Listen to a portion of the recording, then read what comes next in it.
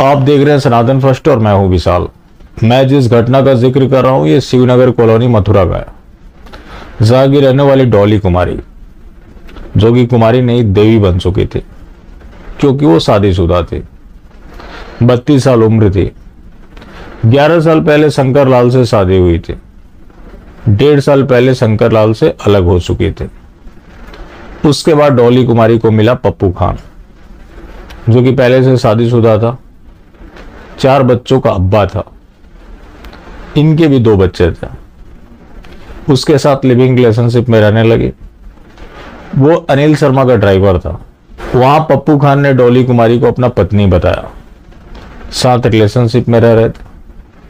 कुछ दिन बाद उनकी बहन गीता भी आ गई, जो कि अपने हस्बैंड के साथ बगल में रहने लगी। पप्पू खान ईद की सेवैया खिलाने के लिए इसे अपने गांव जलालपुर लेकर गया, जहां उसकी पहली पत्नी से विवाद हुआ। उसके बाद रात में इन्हें कुल्हाड़ी से काट डाला। क्या है कि कुंवारी लड़कियां तो लफ्ज़ हाथ की शिकार होती ही होती है, विवाहिता भी हो जा रही है। ये कोई प्यार नहीं, ये सिर्फ ठरक का किस्सा है। इसको लेकर महामंडलेश्वर यति नरसिंहानंद गिरी की भी प्रतिक्रिया आई है कि एक और हिंदू महिला शिकार हुई। इसके साथ ही उन्होंने अपने विचार रखे हैं कि अगर भारत इस्लामिक देश बन जाता है तो जो नॉन मुस्लिम्स हैं उनके अधिकार छीन लिए जाएंगे, उन्हें स्लेब बना दिया जाएगा। तो इसमें शंका कहाँ है? कौन सा ऐसा इस्लामिक कंट्री है जहां काफिरों को जीने का अधिकार दिया गया? कोई भी ऐसा नहीं है। नॉन मुस्लिम तो छोड़े, जो मुस्लिम है उनसे भी अधिकार छीन लिए जाते हैं।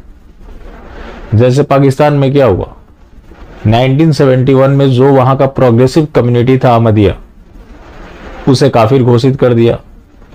सिया को काफिर ही मानते हैं।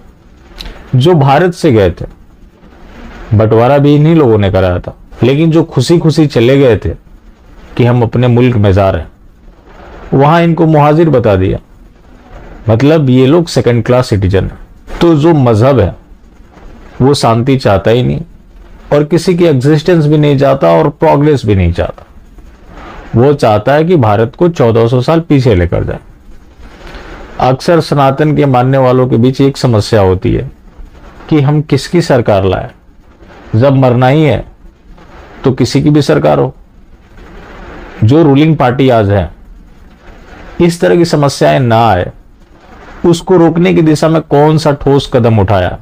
ठोस तो छोड़ दीजिए, सोचा भी है? नहीं सोचा। लेकिन क्या कि भारत अखंड राष्ट्र बनेगा, हिंदू राष्ट्र बनेगा। तो क्या हिंदू राष्ट्र का यही स्वरूप होगा? आज तथाकथित माइनॉरिटी है तो ये कंडीशन होगा। जिस दिन मेजोरिटी में होगा उस दिन क्या कंडीशन होगा? लेकिन क्या कि यहां सनातन के मानने वाले सिर्फ और सिर्फ अपना समय काट रहे हैं। वो इस चक्कर में उलझे पड़े हैं कि कहां किसकी सरकार बन रही है। ये सरकार नहीं आई, वो आई तो क्या होगा? तो जिस तरह की परिस्थितियां बनती जा रही है, जाहिर सी बात है कि जिसका ज्यादा हेड काउंट होगा उसी की सरकार बनेगी। तो हेड काउंट बढ़ाए भी किस लिए जा रहे हैं? सरकार बनाने के लिए ही तो। जिस दिन एक बार सरकार बन गई तो सिर्फ संविधान में स्टेट रिलीजन ही तो डालना है। फिर क्या? उसको रोकने के लिए तो कुछ नहीं हो रहा। लेकिन हमारा क्या? हम प्रयास करने के बजाय समय काट रहे हैं और मास्टर स्ट्रोक एंजॉय कर रहे हैं, जो कि देखने को मिल रहा है।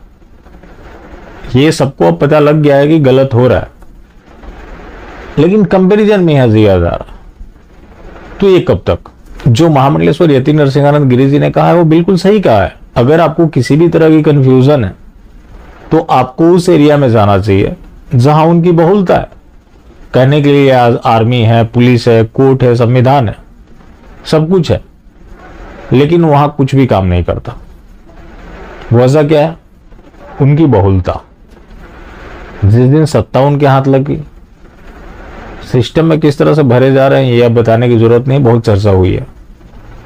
तो धीरे धीरे सिस्टम भी उन्हीं का, सरकार भी उन्हीं का। तो फिर काफिर बचेंगे तो कैसे बचेंगे? इसके ऊपर कोई चिंतन नहीं करना चाहता। चिंतन का एक ही केंद्र बिंदु है, इसकी नहीं तो किसकी सरकार। लेकिन सरकार से ज्यादा जरूरी सरकार के नीतिगत फैसले हैं, जो अगर चाहते तो भारत में जो परिस्थितियां बनने वाली है उसको रोका जा सकता था। आज जो बंगाल में परिस्थितियां है, आज से 30 साल पहले वो परिस्थिति कश्मीर की थी। जो कश्मीर में 30 साल पहले हुआ वो उससे 30 साल पहले पाकिस्तान में हुआ। तो जो आज बंगाल की हालात है, 30 साल बाद, 30 साल खैर ज्यादा हो गया, लगभग 15 से 20 सालों में भारत के किसी भी आप कोने में रहते हैं उसी तरह की समस्या को फेस करना पड़ेगा।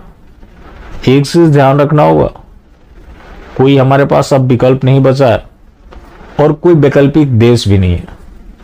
कुछ लोगों को लगता है कि हम मजहबी बन जाएंगे, तो उनको मेवात के बारे में पढ़ना चाहिए।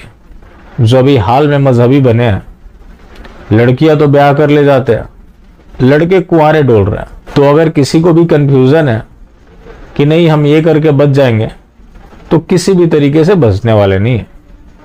बाकी जिंदा रहे तो फिर मिलेंगे, और मिलते रहेंगे तो जिंदा रहेंगे। मिलना जुलना जारी रखें, लेकिन हाँ, मास्टर स्ट्रोक वादी बिल्कुल भी ना हो।